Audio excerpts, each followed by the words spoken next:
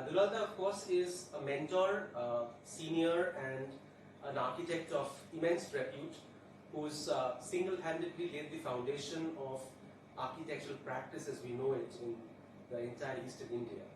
And many of our practices are founding itself on the stepping stones of his wide and founding career. So, Dulalda, tell me, to start with, what are your initial thoughts on how you really started your practice, your initial years, some projects, your college life? I think we really want to hear about it formally in one structured format. We've had loose conversations with you, but this is a great opportunity to hear you out. Thank you, Owen. I know since you graduated from CEPT, you're one of the brightest student in this part of the country. Good, went to MIT, and I remember when you came over here to discuss with me whether to stay back there or you should come back here. And well, I insisted on this young people, young generation should come back here and whatever you have learned and contribute rather contribute to this eastern part of the India, which was really somehow have been facing a lot of problem of less exposure to architecture and in the initial stage of our life. Almost sometimes we used to be ridiculed as friends, or they thought that we were only something, what do you call it, facelifting of a building. We used to be called a CC rather in the college days. So, and even in the society also, well, you were the son of a very famous lawyer. So the lawyers were the privileged with the doctors and engineers, civil or mechanical, not the architect. So you have got a long fight, and I really was one of the participants in that, to establish architecture socially also over here to the government, and it was a long fight for almost 2 decades. We started IIA out of nothing, then interacting with the government on different occasions, the place, and they also helped a lot, the friends in the place. And ultimately boils down when the then Chief Minister, other ministers, all of them used to call us Dulal or Dulalda, whatever it is, please help us in conceiving this design or that design. It was a long fight. So you youngsters should be thankful to us. Of course we are. And that was one part. I think this whole setting up this stage, and just in the building, the foundation is critical. You laid that foundation. So can you talk a little bit about those struggling, tough years where not only were you struggling and creating your practice and your philosophy, but you were also founding the whole premise of architecture as a profession in this part of the country? Yeah, well, say that my childhood and early to the schooling age, ending of schools, and then the college life, and ultimately to the professional college life. So how, I will tell in a very brief thing. I hail from foothills of Himalayas, a place called Doers in North Bengal, famous for the tea plantations and the forests and the streamlets, rivulets, etc. So my childhood, initial childhood, till when I was 5 years or 6 years old, was spent over there.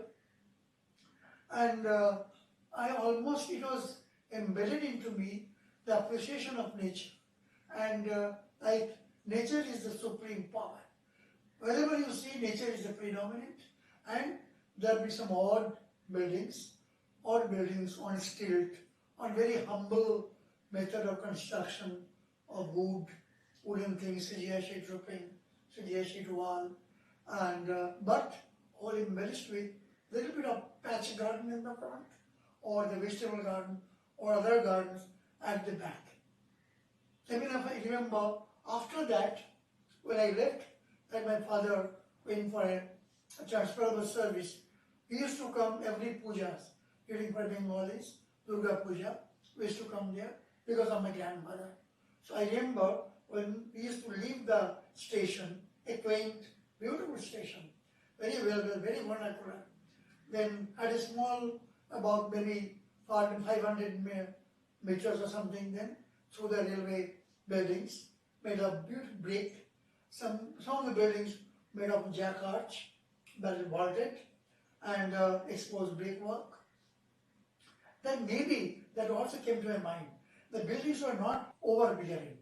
And then all of a sudden in a corner of the road, we saw a small hut paints with poinsettias. Poinsettia is a lovely flower with red flowers.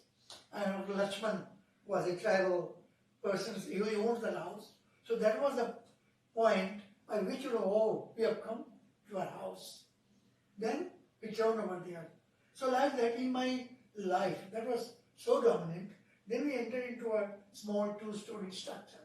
Height of the building was, first floor was hardly 8 feet, maybe even low. That's empty. And then lot of scented flowers in the front garden, small front garden. So the way you describe it seems that you're completely involved in the nuances and the memories of your childhood, which is shaping your entire thought. You're talking about your pitched roofs and you're talking about your little landscape, and all of this influenced your life and work, and the very fact that you're talking about this today, it seems that it's really been an indelible part of your memory. Yeah, that's true. And how did it influence your early works? In my early works when I started, first thing was, in my college days, I was very much impressed, almost took me as guru. Naturally I can't get him Frank Lloyd Wright. That is celebration of natural material. And nature, and nature. Integration with and nature. See, it's polymorph. So it's logically that you kind of got attracted. So I was always dreaming, and I reflect to those in our small place called Malbajar indoors, or the Ghats of Benares, with that stone and the river with the dominating factor. So these things all was in back of the mind, and Frank Lloyd Wright was back of the mind. Then even during the college days, the visit to Chandigarh, the visit to Ahmedabad with Sabarmati Ashram, where even the exposed concrete and the brick, real brick, not brick tiles, brick tiles. So those were the things which actually was behind my mind. So I was into that, whatever I do, I will try to do a similar one. No concealment of natural material and celebration of nature in every way. Whether my first building being a temple building within a mango grove, mango orchard.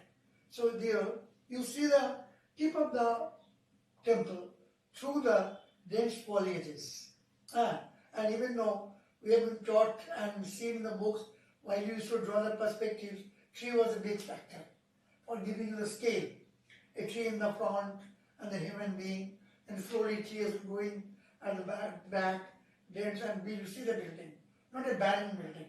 Right. So even for the embellishment of nature in improving that one. Even nowadays, when you make a room, beautiful interior, and it's not yet finished, till you put a painting, till you put ultimately there is a flower in a pot.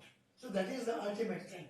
Right. So that was so nature, nuances of embellishment of nature in terms of how the building is responding to the context seems to be an underlying essence of your childhood, the very fact that you talk about it so much. So when you talk about a few of your early works, which influences apart from the temple?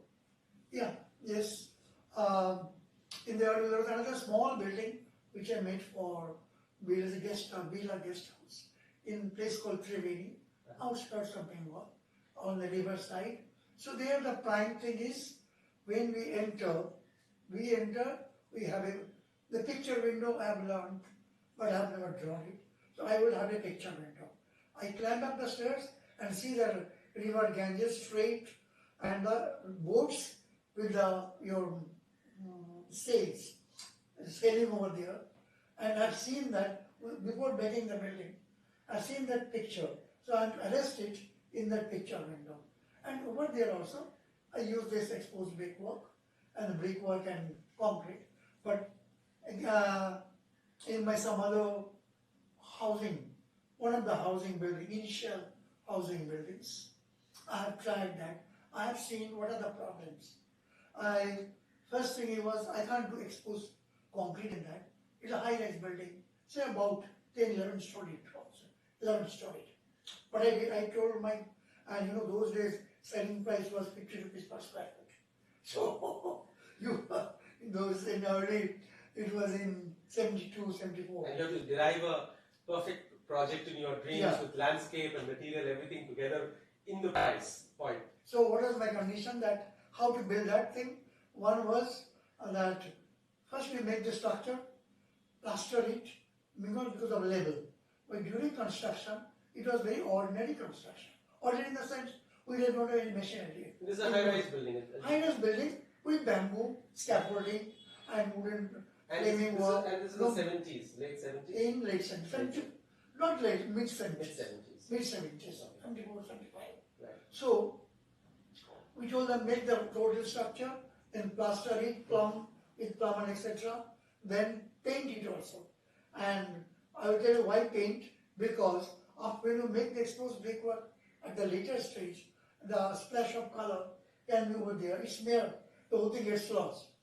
Then making the inner wall here 125 millimeter or 5 inch, used to call it. And during doing that, I remember the skirtings which are being made in the normal buildings, but skirting comes out from the wall also, looks untidy. So I make first the building vertical, put the brick vertically, making it 75 thick so that top layer floats out. But for the stability, I put other bricks, loose bricks, at the lower side. Then plaster, and this brick wall can be done without scaffolding for the economy. Then on the other exterior side of that wall, I plastered it and painted it white for heat radiation to avoid radiations. Then giving a gap, with the scaffolding on from the external scaffolding, we made the very good brick we used to acquire, and with the proper groups, spaces, specially made. It was not the practice. So I have to teach your nations for doing that. Yeah, it's almost like you're crafting the wall section of the building, keeping economy, keeping aesthetics, keeping construction methodology which you are trying to reinvent in mind. No extra, because extra paneling or extra thing cannot be done. The budget was not there. So that was the way, and because you have to love landscape garden, so my every building, right from those, even I think 69, 60, 70, every rooftop is well strong enough to take the load of the soil, the soil load of 6 to 8 inches soil, and etc. etc. And I also to talk to my structural engineer, my friend in Kerala, and even consultant. So that was one. And the second was the grid. While designing these initial buildings, I was concentrating on the layout pattern of the flat. But with that, when you put the columns at random, it's not in an orderly manner. So you lose the parking. Slowly the parking was in demand. So with discussion with Mr. Roy, we decided upon a great, minimum 5 meter by 5 meter clear space is available, 2 car parkings, double carriageway, and then I was solving that each grid takes 1 room, moderately good size bedroom, and 1 toilet. So with that was the basic. And then after doing that, I tried to play a little bit with it to make it. I saw that lot of designs by people, graphic design, are in the graph, and then any design can be created. And then they break the graph. Yeah, break the graph. So I started breaking the graph, creating shades, providing on the western side, like a building called IDB building, an office building. The western side, a lot of bricks are there. Like they're simply removing that wall on that part, make the floor a little bit sediment. So the structure is exposed, but you get a little mass break in a certain sense. In Babylon building. Oh, Babylon is a lovely example of that. Why don't you talk about? So Babylon was again a building, high-rise building, in those early days. And my mind all these days without any guru. I was myself a person. It seems to me that you're a product of the modern movement at some form, but yet you were very strongly nuanced with nature. While you played with the grade and the whole world and the country was looking at modernism and its structural system, you kind of invoked the idea of soft details, of landscape, of terraced roof, of breaking the mass, of keeping nature. And I think Babylon is a project that I felt in your works was a certain departure. Would you agree to that? That Babylon kind of... Yeah, I think I'll tell you.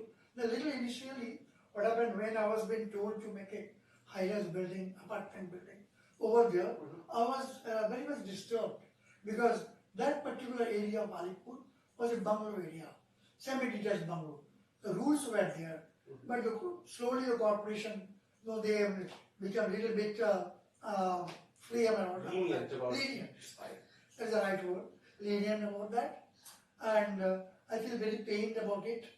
And so I thought that I will create a building, then I have to create every apartment, I will create a garden. That was the goal. And how to do it? Making a garden means exposure to south, east, southeast, southwest, not the north, in Calcutta because it is about Tropic of Cancer. With that, I started the designing and with the grid intact, because we need parking also. There is a basement, there is a ground floor parking. So the whole thing, with all these challenges, I've been able to create something. And it's still a landmark today, honestly speaking. Yeah, I think that the timelessness of Babylon, in a way, it seems to me that in that whole regime of grade and demand of space and a structural system, a typical housing project, you've looked into the details and landscape in a way that the scales are broken, there are voids created. And it truly seems to be a point where all your initial thoughts of the church design and your Shantiniketan projects, all sort of IDBR building is all coming together in Babylon. And I think that kind of creates your identity at some level to us next gen. That Babylon is a product of both making the grid and then deconstructing the grid, keeping the nuance of the landscape, which is your fundamental philosophy, together. There is another not small, a big project. It was a competition project, we won, Jalbayu Bihar in Salt Lake. This is a building. Now, Babylon, as apartments were bigger. Right. It's about 2,000 to 3,000 square foot. For rich people because of being Alipur being the and as a single locality. block, and as a single. And then I was left in a competition.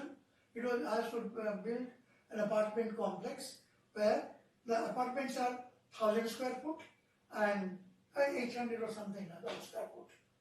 But I was inspired that I've seen that people, they pine for when sitting out a little bit close to the nature. And this is a housing project of how many units? I don't know, more than 10,000. 1,000 units. So it's sort of a housing project. Big scheme, yeah. Open About space 5 or 7 acres right. plot. So what I did, that I thought that I will give each and every flat with the consent of the client and terrace garden. That is free. Terraces are free. You can charge. So it is technically there must be some cost involved. So I made a stepped form. It gave another advantage also. See a driveway and the parking on two sides. So 3 into 5, 15.5 meters, almost 50 feet, and then slowly it's going up. You get a pyramidal open space over here. The children can play, and in those days, everybody didn't have the cars. In future they might be having car. So that was a play area also, indirect, and everyone with 1,000 square feet get a free about 30 feet by maybe 6 feet. So this all open space works as a car parking, as a community space, and you get more than just a type unit. You kind of create a sense of in the small budget. Sure. The cost of 1 lakh or something like that. Unbelievable. And which year was that? It was in early 80s. Early 80s. Early 80s. And what do you think where all these projects of coming together and this whole building up of the phenomenon of architectural practice in this area, what do you think are the few projects you would like to talk about where you depart from these foundation projects and which really starts defining? I mean, would you a few in your name? And for me, Pricewaterhouse is one of my favorites. But do you have any other ones which you would like to talk about, which really pulls together your very intuitive practice? I would say, because you're not a theoretical person. I mean, we can theorize your work, but you as a professional don't really look at theory as much as you intuitively look at materials and nature and collectively gather things together. So, you see, there are a few, initially I will mention the names, like one was one of my big competitions which I won, an IIM project, Indian Institute of Management, Joka, hostel, boys hostel with individual single room, the same principle of Jalwara Bihar. It was not in the, in the client's need, but I provide them each a terrace, and the character of that courtyard becomes interesting with that staggered their corridors, almost engulfing it, crabbing effect, and in the center is a dining hall. And it was published, my first publication was with it was first magazine, architecture magazine, A+D, and third or third issue maybe.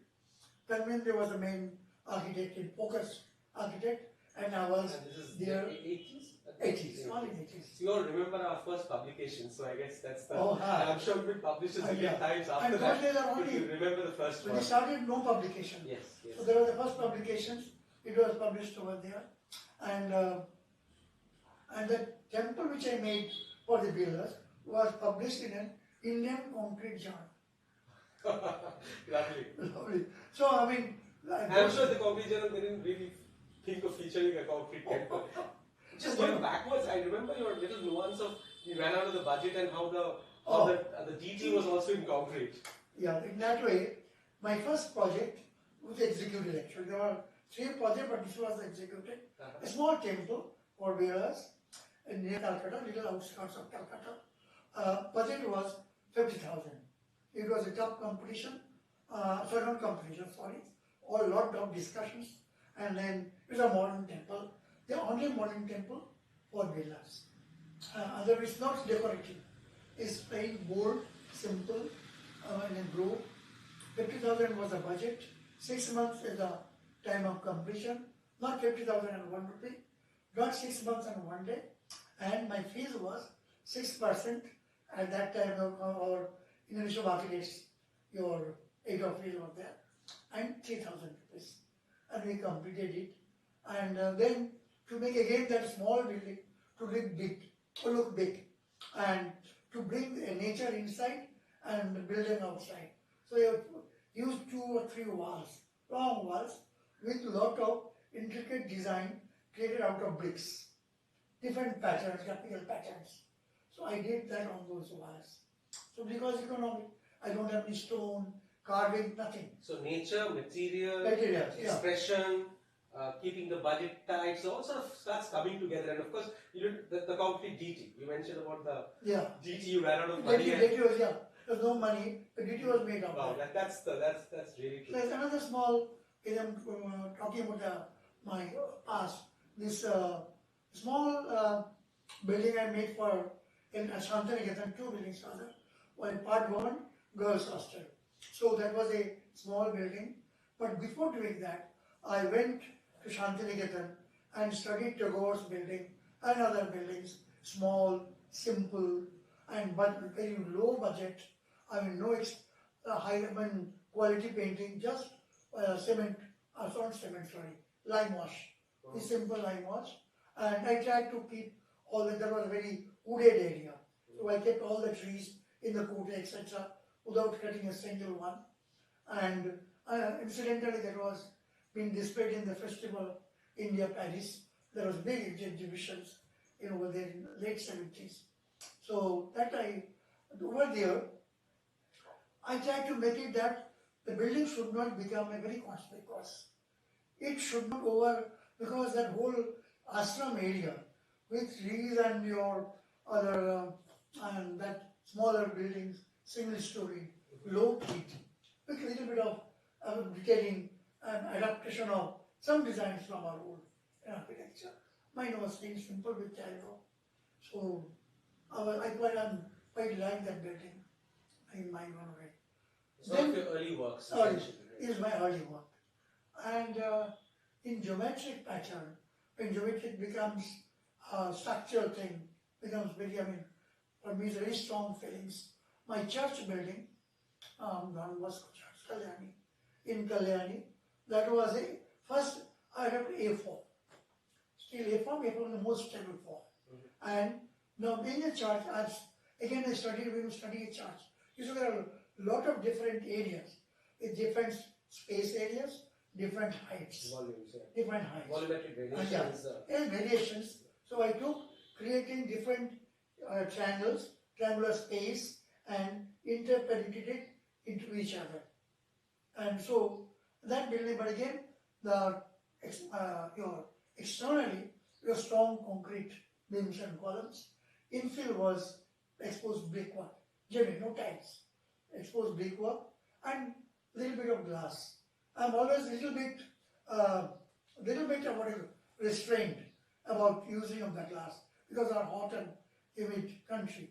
Yes, and that's why I kind of bring back to Pricewaterhouse project, because I think if I look at your middle works, PwC would be one of them, where you've really broken the grid here also, but in an angular format, opened up the front facade and used glass but in a very restrained way. So it really stands out in the technology sector of our city, where every building is wrapped up in glass, and yours really has a very calculated, balanced effect of glass and mass, so that the aesthetics really pop out.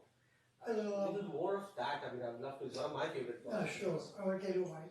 You see, right from the inception, like I thought, if I'm going to design a building on a Darjeeling on a hilltop, I have a lot of glass to bring sun in.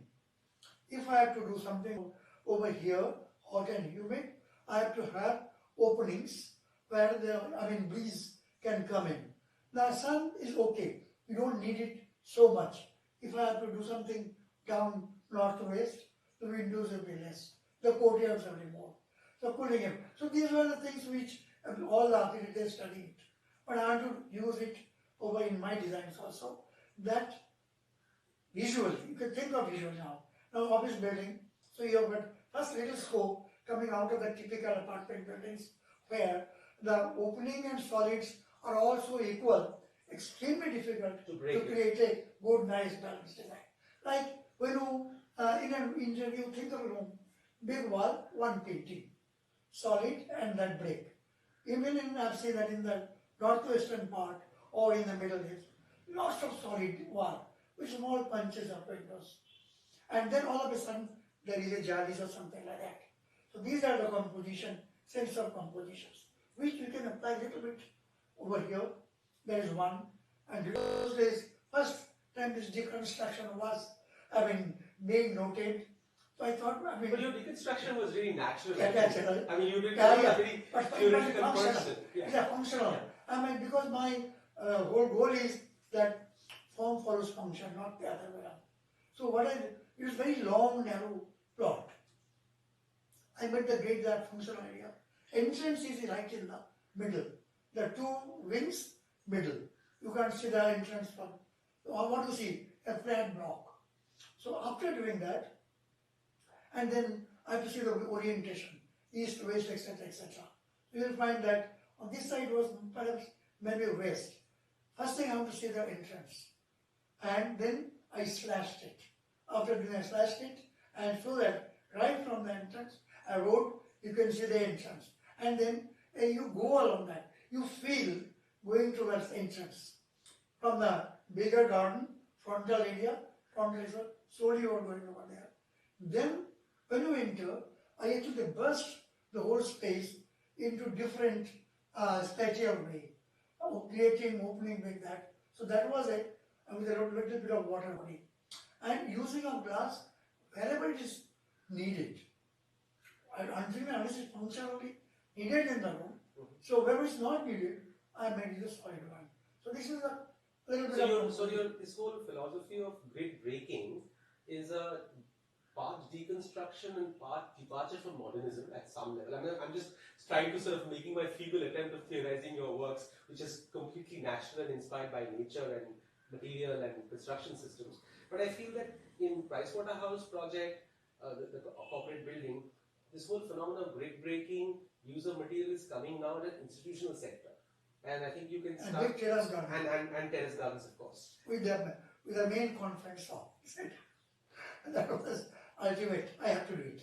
Now, this whole fundamental simplicity, I mean, do you see your later practices where this whole burst of, our generation is faced of, it's a tough choice at times what material to use and what not to use.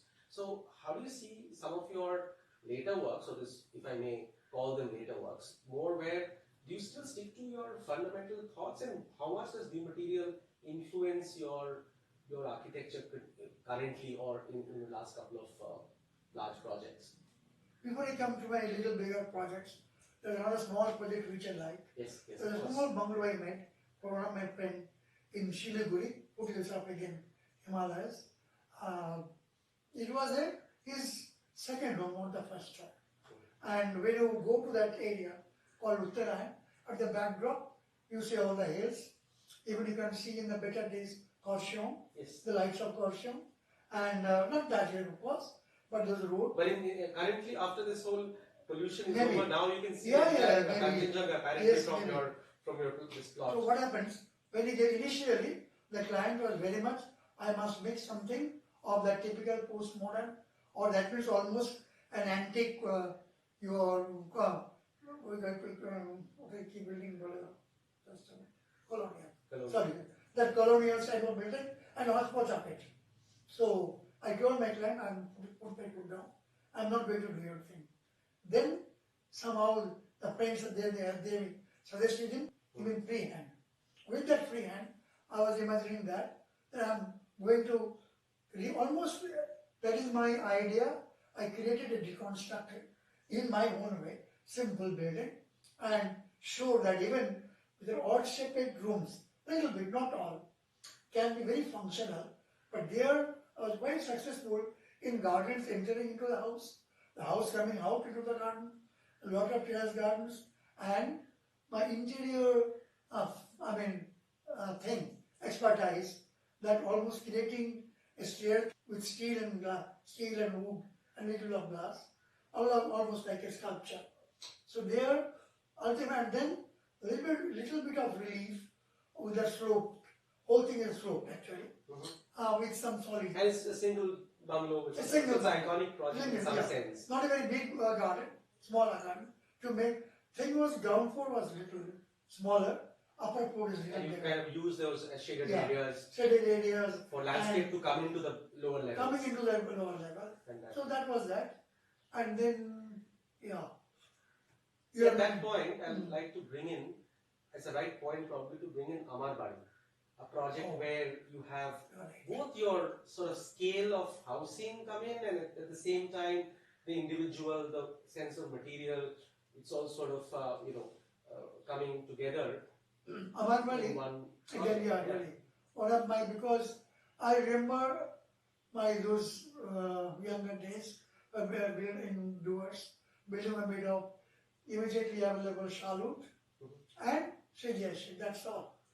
Here, when I was given this job, a resort near Shantiriketan, about 8 kilometers off. When you go to those areas, you see the buildings in villages, single-story, two-story structures with mud wall, sometimes brick wall, mostly mud walls, and then the roof, sheet roof or thatch roof. But the beams were all made of sections of palms. With plenty of palms available. That is a dry area. So tal, we call it Bengali called tal bukur. So you cut that thing and make it the beams and rafters, which are not extremely straight, a little bit, but those are very flexible because of fibrous nature. And that was one thing which was in my mind. Second was, I was too much fed up with cement, so I had to go back to our olden days when the buildings were cooler by natural way. It was breathing. That I have been taught in some classes, I don't know. Either here or might have gone to London for a course in heritage over there. I think 2008 I went. That natural bricks breathe, your lime breathes, your sand breathes, cement doesn't breathe. It's a dead material. So cement building almost dies after 100 years. But these buildings remain for 1,000 years with a little bit of this. So I want to bring that. So my these all buildings, no cement, and the client agreed, lime, sand, and shurki. Shurki means or dust or terracotta bricks, brick dust. And even with eaves made of that thing, and then your Spanish tiles, locally called capra or capre, we put that, and which was my inspiration was Geoffrey Bawa from Sri Lanka. See, all your inspirations are people who really Actually, love nature. Nature. I think Yeah. that's one sort of takeaway I can probably tie together from Frank Lloyd Wright's inspiration and your early works to Nature. Bawa, who is really the founding father, I Yeah. think, of using this sort of natural material. So even Geoffrey Bawa seen all plain 5-star hotel side, your line wash thing, no ceiling, and so simple. Landscape was a predominant factor over there. Even there was a small lift by which next to a small pool, and even the fish, the boat, etc., almost touches your feet. I mean, those are the memories I'm about, and I like it so much. So here, then my intention was that for emergency case, the roads will be meandering. It won't be in a very rigid pattern, and no individual bungalows with no solid wall. It's a hedges, little bit of demarcation. That is our local thing. I've got a small kitchen garden at the back, and roads will be with your called mora, we call it mora over here. Small clinkers almost. It's a gravels, small gravels, locally available actually. Your color is red.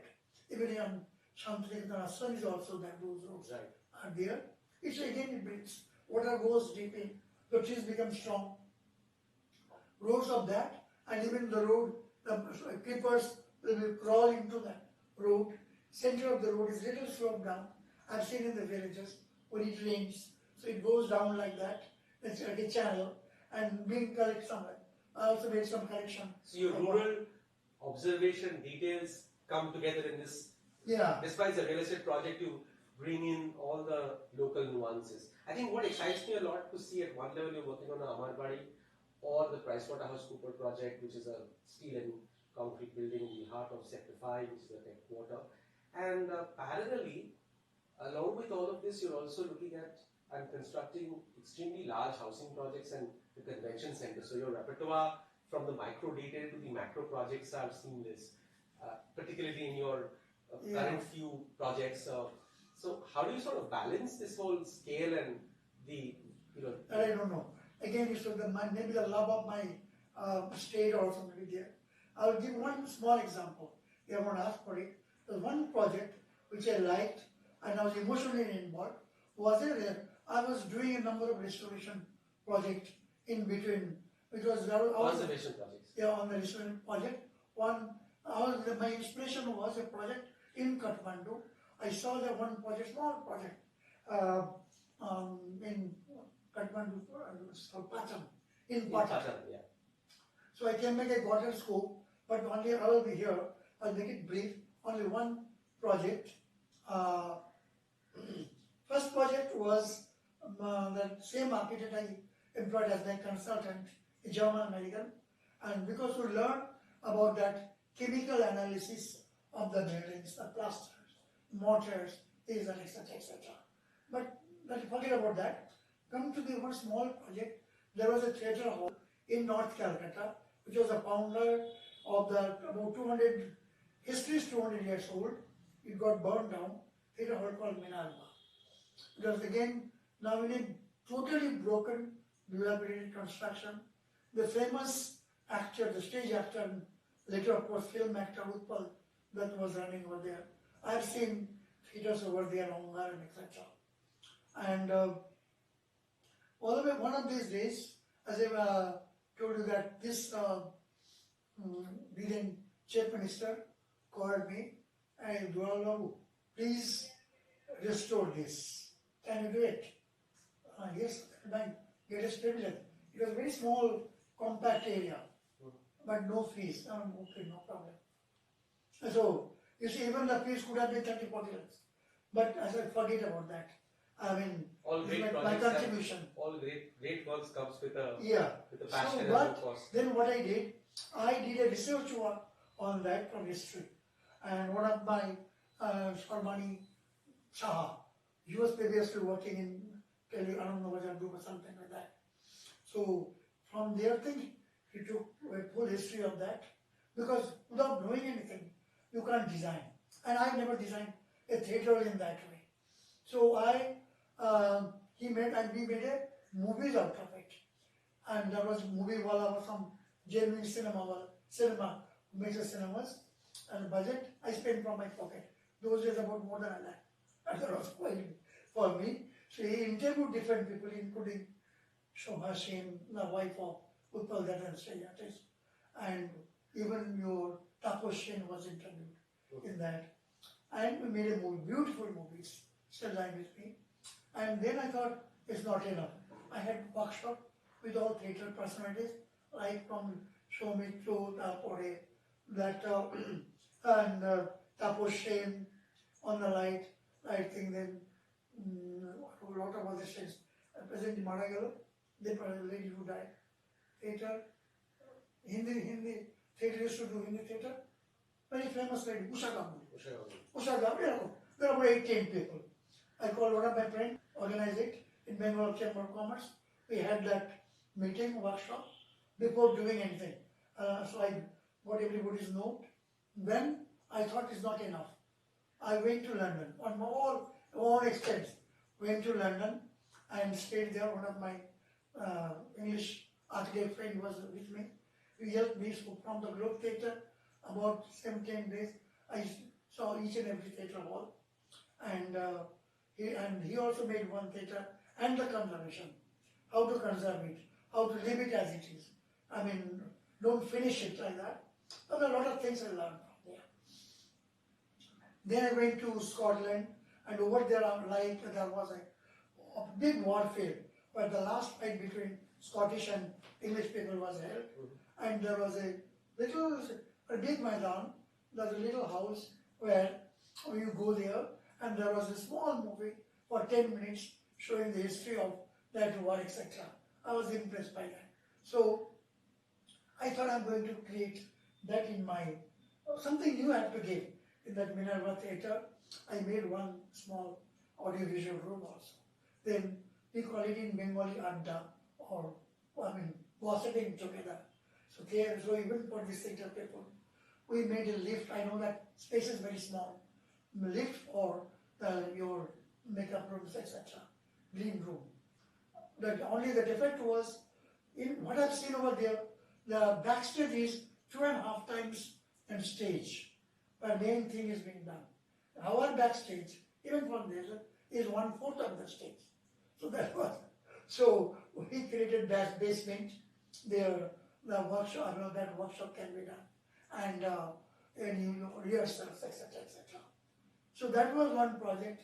And then on the top floor, he used to stay with Utpal Dutt, and that angle was also not good.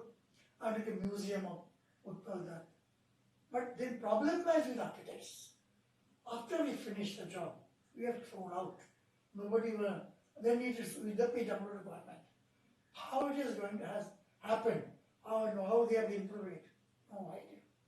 I've seen only one movie king here, but much later. How would you probably, your entire body of works, how do you sort of see in this whole foundation the next generation of practices in Eastern India, taking it forward, or what are your sort of message to the next generation at some point? First thing, of course, definitely patience. Whatever had happened till my last latest one, convention center, of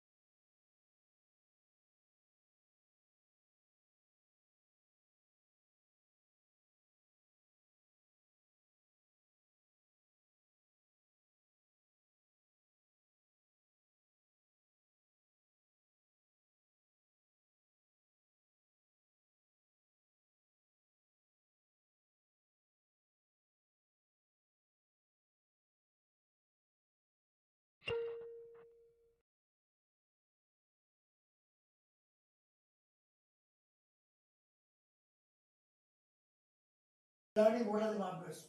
Then went with my clients to Kishan Gardens and your that main area Makarana. Makarana, and then Udaipur to see the actual markers, the queries. You know, you have to be a man not only with your cars, but your ACs or this or discussions.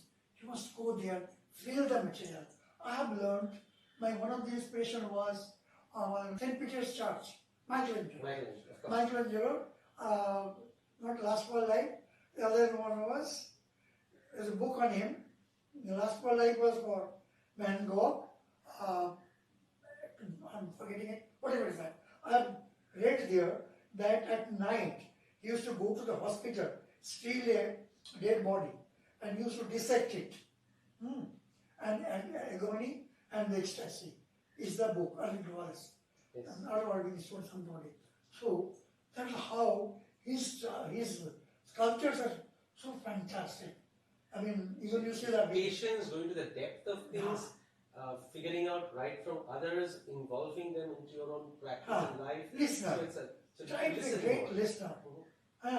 Instead of talking, listener, and be humble means what I mean. You are making somebody. You are not a god. I am an architect, I know everything. No way. We have got certain knowledge. I need all other knowledges too. We can be really, organizer of all the knowledges, electrical, these days, technical knowledge, sky is the limit for technical knowledges. In that way, what you youngsters, be that. And well, you must be, now you are much smarter. You can talk, you are articulate. Whereas I am not articulate. I was being taught in small schools from Bihar, North Bihar, or in Bengal. No debating experience, nothing. And our final, only expression was the final year thesis. So we have got that drawback in us, but which you don't have. I've never been to outside. After 19 years, I went outside, courtesy when he said, Dulal Singh is running. So I went out. Went out and saw I had lost my infinity complex. I was having terrible infinity complex in my earlier days. You think this whole body of work, talking about nature, talking about, looking at structural grids, understanding material, whole scale of different projects from churches to housing to corporate offices to going back to nature in Amarwadi or making signature projects like the Convention Center or any other large significant edifices in the city, and of course guiding us and making the foundation. What are your real takeaways apart from all of this in this whole current post-pandemic or rather pandemic stage, where how do we sort of operate now, and what are your directions? Everything seems to be a little in large tones of grey. How do you see the whole fraternity taking off from here, and what are your messages to all the viewers? Well, you see, that's for One thing is a little bit of the lighter tone. You start relearning drawing board. What happened? This people architects say when this first lockdown, first I made my own lockdown, little earlier. So for the 7 days, they took some drawings and designs that to work at home, from work at home.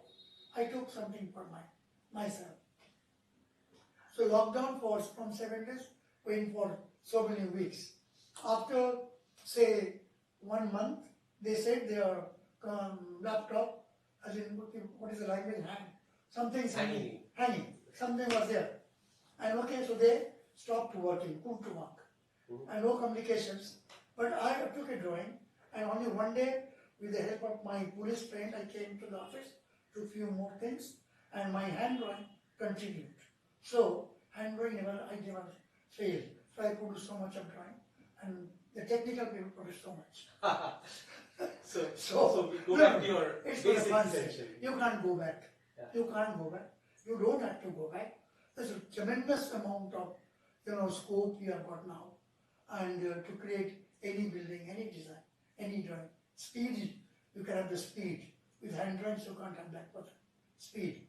It's even convention center, whole interior, 80% was drawn by hand drawing, without any being changed into AutoCAD drawings. Another one I was really intrigued to ask you is that apart from doing many credible projects and taking this part of the country forward in terms of architectural practice, how do you sort of see, let's say, the next decade, how do you see the architectural practice of this part of the country being more pronounced, because the opportunities are a lot. However, it's not getting necessarily translated into that much of reality. And of course, there are few credible projects here and there, but on the larger scale, with the economic slowdown, with this post-pandemic era of practice, how do you sort of bring out of this, and how do you catapult back into our larger journey? Do you think that this is a short-term thing and it will all sort of fall in place, or it's like a game changer at some level? No, I think it's definitely short-term thing. But one thing, this has shown that how powerful nature is. That's not an architect speaking, even speaking, that we have neglected in general the nature. And we can do anything, we can go here, there, everywhere. And it showed that for so many months, not a single medicine also has not been able. We are simply like passive architecture, like passive power, you go to long-term. There's a social discontact like that, something like that. Whatever is there. So, this type of thing we're doing it. Naturally, you always think of the environment. You always think that whatever you are doing it, will be a little more considered. This present probably may go for another 6 months, 7 months, maybe 1 year. The work will slow down. We have to survive. We have to fight for it. So you think if we can survive for a year, we are back in the... It will be difficult. It will be difficult. Where people are saying that the salaries and etc.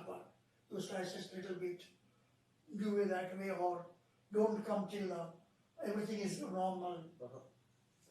But again, I am not a socialist. But architecture is a thought. Architecture as a phenomena is going to obviously go on, because pandemics and catastrophes come and go. But our profession is throughout the history. Pompeii destruction was there. Again, it was rebuilt. It was rebuilt. And whole, that your Second World War, Japan was crashed. History of Europe was gone.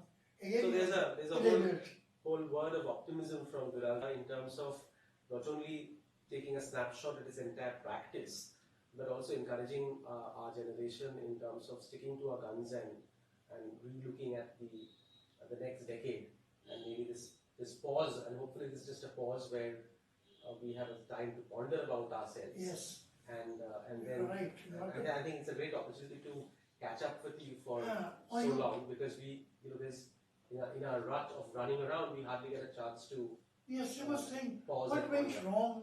I mean, when you are practicing things, whatever you are doing it right, are you too much of public relations, etc.?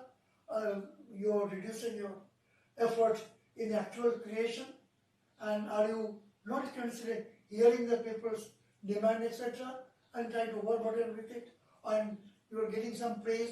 Now you get tremendous amount of publications, and it hits you, making you soul-elated, or this no, never do that. Right. So the sky is the limit for doing better things, good things. But more deeper probably. I mean, Deeper. I probably And felt there was a time you for criticize. introspection Retrospection.